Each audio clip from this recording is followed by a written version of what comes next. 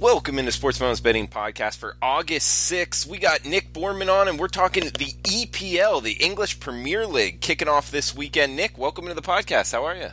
Hey, Drew. I'm doing great, man. Excited to finally get back to the soccer season. Summertimes can be slow. I mean, MLS goes on, but when it comes to soccer, the EPL is the NFL, and as much as I love the MLS, it's more like, the CFL if we're going to compare it to that. So this is best time of year for me. I can't wait to get going here in the next couple of weeks. Yeah, good stuff for soccer fans, and the EPL is a fun one to watch, and Nick's going to be handicapping it all. You can check out all of his packages on sportsmemo.com. He's also doing free plays and what the English Championship League. You mind explaining that real quick? Nick? That's the second tier. So that's right below the Premier League.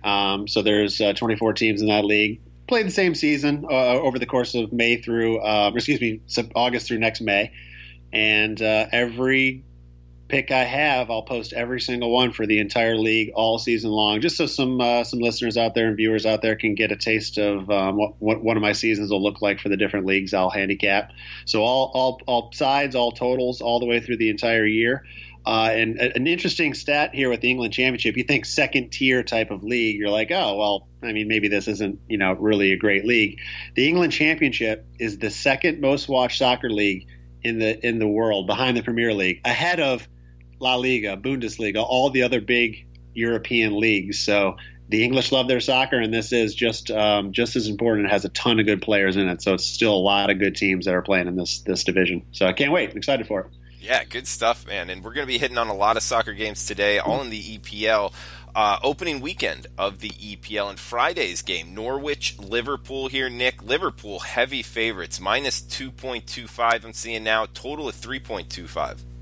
Yeah, quick overview here on, just the Premier League in general. I mean, like I said, it's the NFL when it comes to soccer. It's the best and most elite teams. You could pool in a few others like a Real Madrid and Barcelona from Spain, a couple others here and there. But this league has most of the teams. Last year, both the Champions League final and the Europa League final featured both teams from the Premier League. So it just shows you how, on a global scale, how strong this league is. The only negative to it is that, it's really not balanced very well. The top six teams have been the top six teams for years, and it's very hard to crack that top six.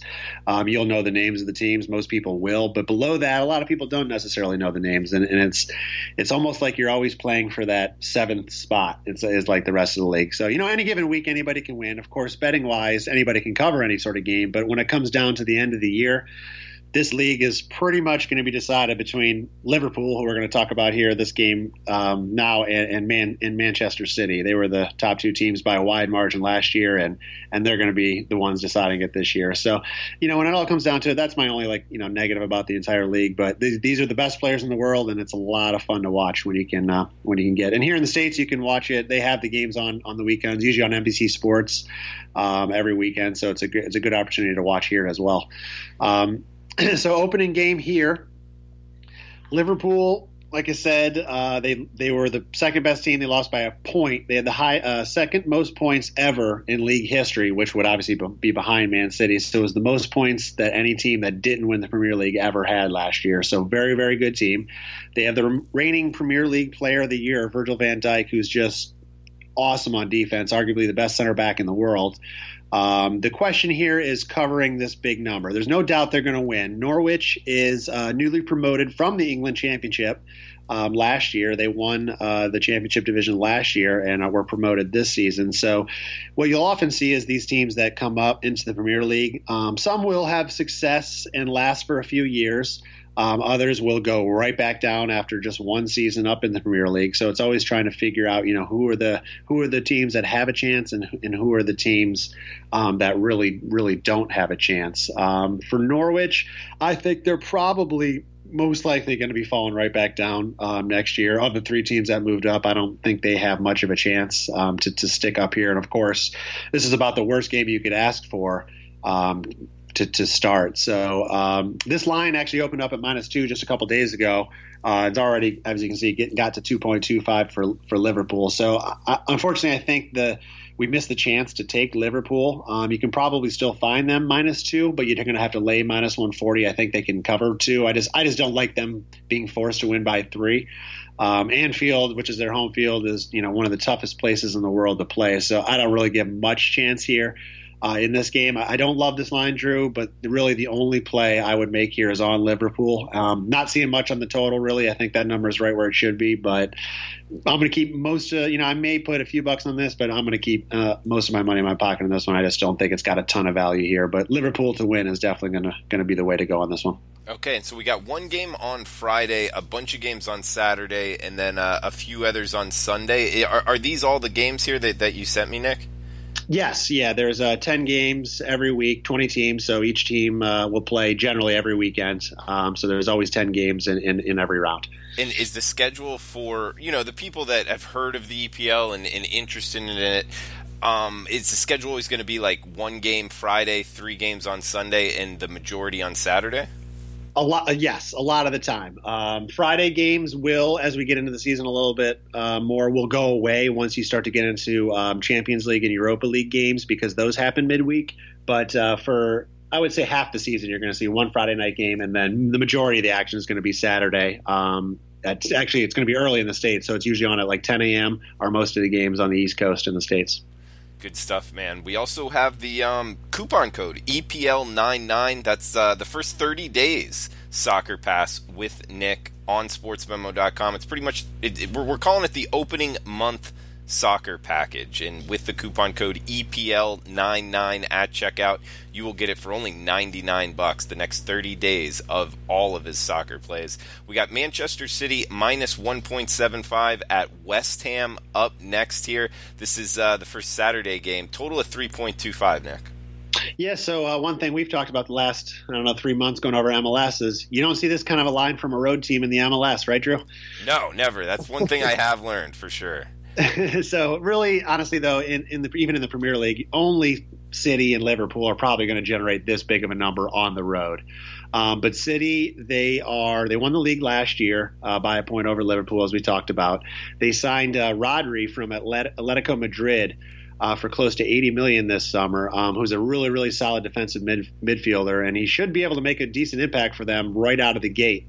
I was reading some stuff earlier today about his impact for Atletico Madrid, the fact that they really weren't a possession-based team last year, and he led the league in pass completions. So they're expecting a ton out of him because Man City was the number 1 possession team in the Premier League. So if you have the ball that much more, the chances of him impacting so much of the play and so much of the push up the field is supposed to be pretty big. So there's a lot of excitement to have him on the field there. But other than him, really, they've been pretty quiet. They really didn't need to do a lot this offseason. So it's really the same team we're looking at this year as it was last year. Their defense, always just incredible. They conceded last season, they conceded just 11 goals on the road in 19 total games. And because of that, they're one team. They're known for their offense. They got a lot of good strikers, a lot of good goal scorers. So you'll see totals from them often inflated. You'll very, very, very rarely see totals less than 3. Here we see 3.25. So on the road last year, they were 5-14 over under, so had a much better under record when it came to totals set this high. So just something to keep an eye on as we go through the season is there's usually a lot of value I look for in City playing unders on the road. Head to head between these teams, City has won 9 straight games. They've conceded just 4 goals in those 9 games, and they've never conceded more than 1 goal in any game, and they've covered this number in 7 of those 9 games. So City, historically, head to head, has just dominated this matchup. The Hammers, as they're called, they finished mid-table, number 10 last year. I just don't see much change for them this year. They did make 2 good offensive signings this summer, Sebastian Haller from Frankfurt and Pablo Fornals from Villarreal. But last year their problem was defense, and they really haven't done much to address that. So I don't see them making a big jump in any sort of way going up the standings this year. So I see continued domination here, probably from City, as they've done in the past over the Hammers.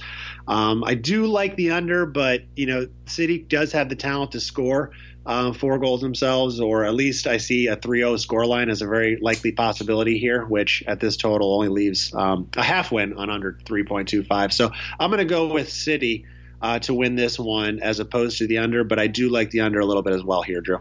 Nice. And they're referred to as the Hammers, right, Nick? The Hammers, yeah, the Hammers. Fun nickname for sure. Oh man, that's a good one. Yeah, feel free to throw out all of their nicknames so we know exactly who we're cheering for here. We got one of the newly promoted teams to the Premier League this year, Sheffield United, correct, Nick? Yep, that's correct. And they're at what, Bournemouth? Bournemouth, yep. Bournemouth. Okay, minus a half a goal, total at 2.5.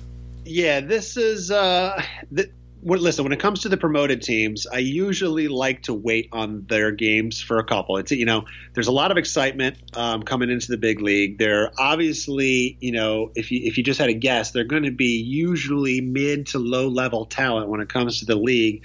And you just don't know how they're going to perform. A lot of them are going to be full of energy, very excited as they come into the season.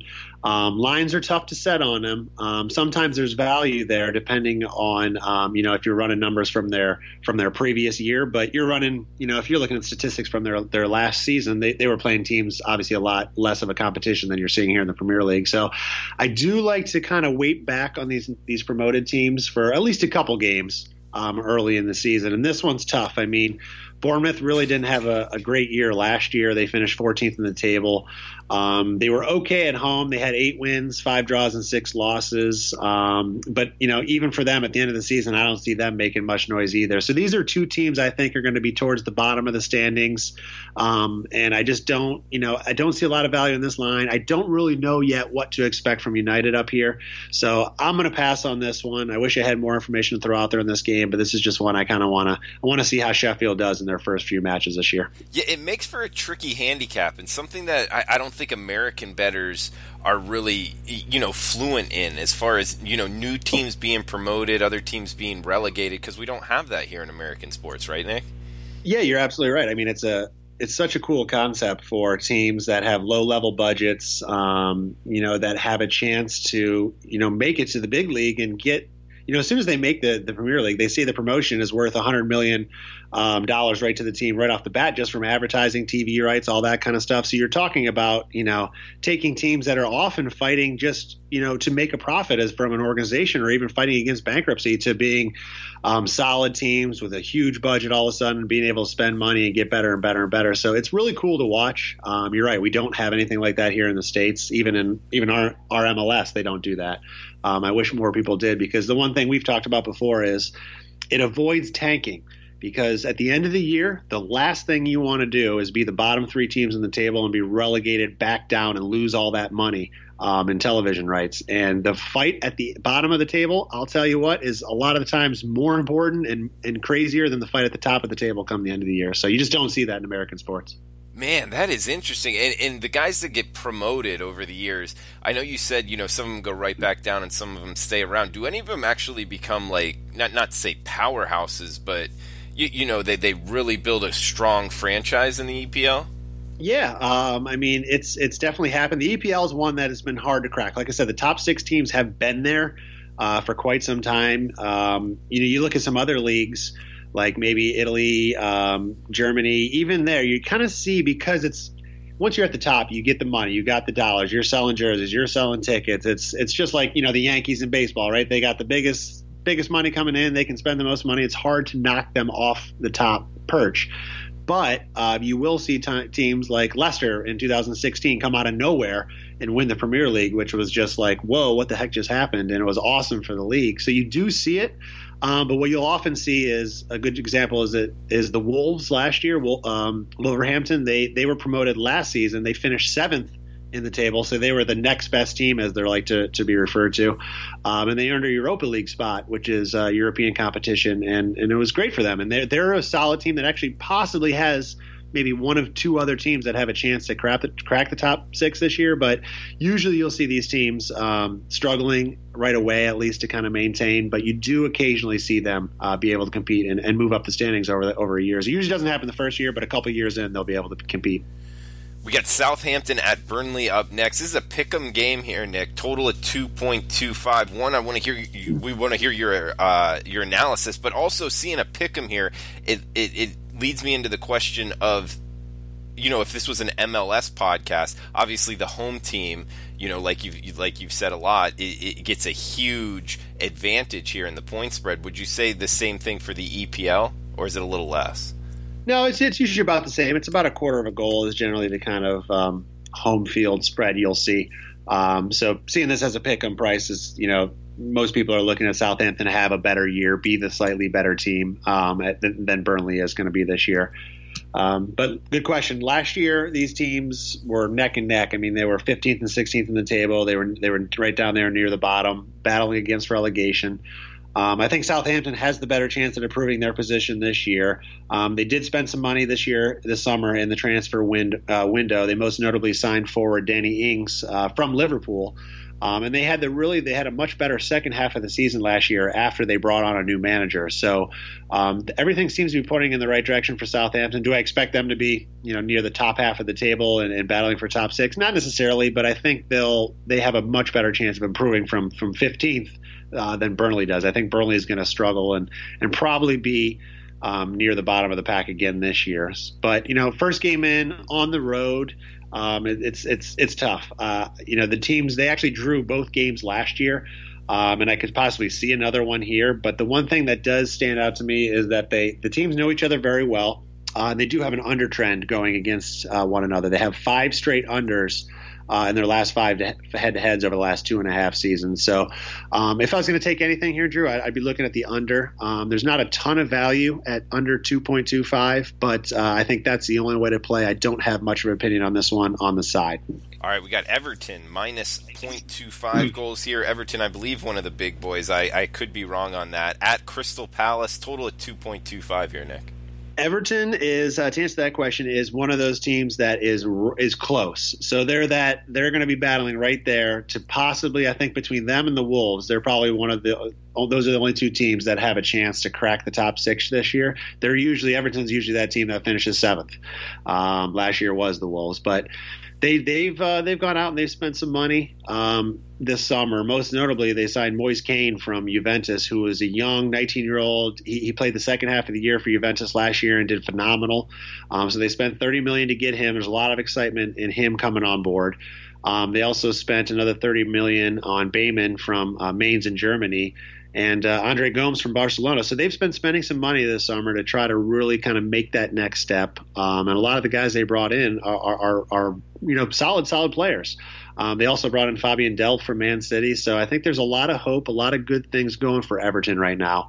Palace, they really haven't done anything worth noting this summer. And I think that's going to be reflected in their standings, as I think they finished 12th last year. I honestly think their best case scenario this year is to be right there again. I think more than likely you're going to see a drop from Palace this year. Maybe not down to the relegation side, but maybe in the 15th, 16th type of range. It can be a tough place to play for sure. And they usually keep games pretty close and low scoring. But I don't think it's going to be easy for Everton here, but I think there's good value on them. On the 3-way line right now, Drew, Everton's plus 140 to plus 145.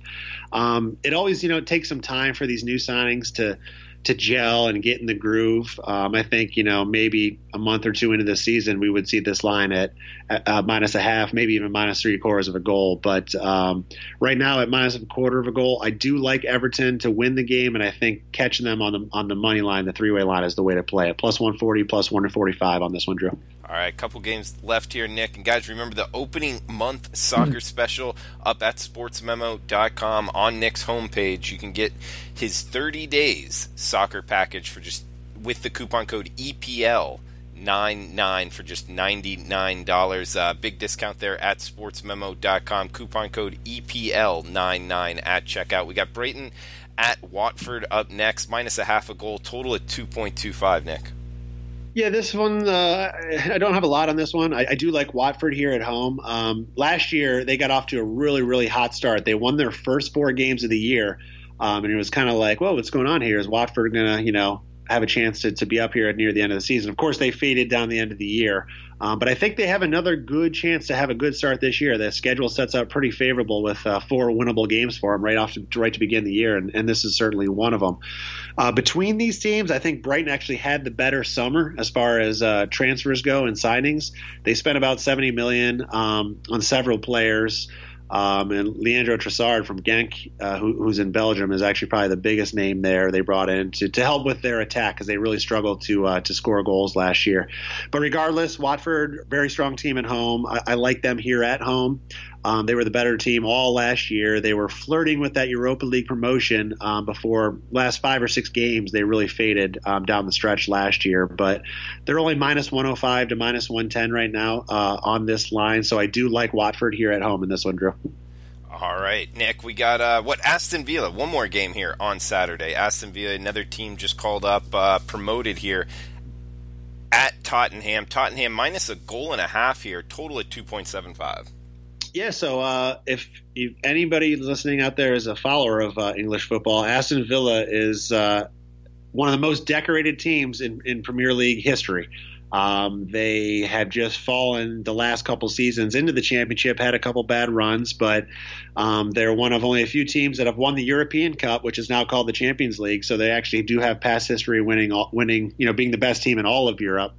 From 1992 to 2016, they spent 24 straight years in the Premier League. So they are a regular. They were one of the founding members of the Premier League, which wasn't called the Premier League back then, but of the First Division English football. They're way more decorated in terms of history than Tottenham, but of course Tottenham right now is the better team, has the bigger names. But listen, there's a lot that has happened here for Aston Villa. They've spent over $175 million. They really put all of their eggs in their basket this summer to try to get themselves back in contention and stay in the Premier League. I mean, they signed over a dozen players, tons of good talent. I honestly don't know what their lineup's going to look like. They were good last year. They brought in so many new players. Obviously had to depart with some as well to make room, but I don't know what their lineup's going to look like right now. I know there's a lot of hope for them because of what the money they spent. I know they're expecting to throw everything in, being competitive in this league.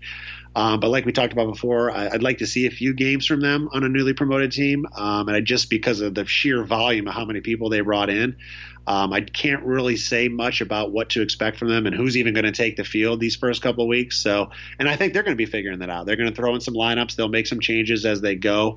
So it'll take a couple games for sure to kind of get a feel on Villa this year. Tottenham will probably be up there in the top 4 again this year with a Champions League spot on the line. They're still as good as ever. But I just don't know, how Aston Villa is going to be. So unfortunately, I don't have much of an opinion here in this one, Drew. I'm going to pass on this one. All right, Nick, we got 3 games on Sunday to finish out the pod here.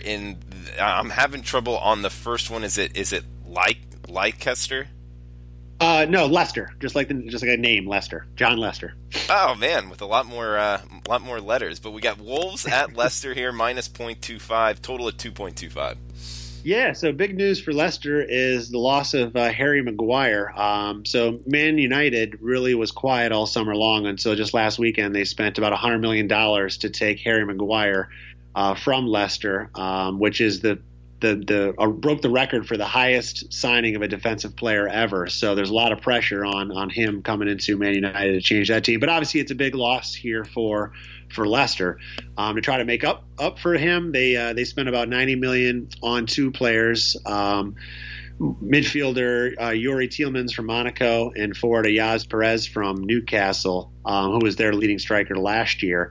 Again, we talked about them winning the Premier League in 2016, but they've kind of floated mid-table each of the last few seasons, and they're probably likely going to fall into that position again this year. I think they're better than the bottom of the league, but they're not going to have the talent to compete up at the top.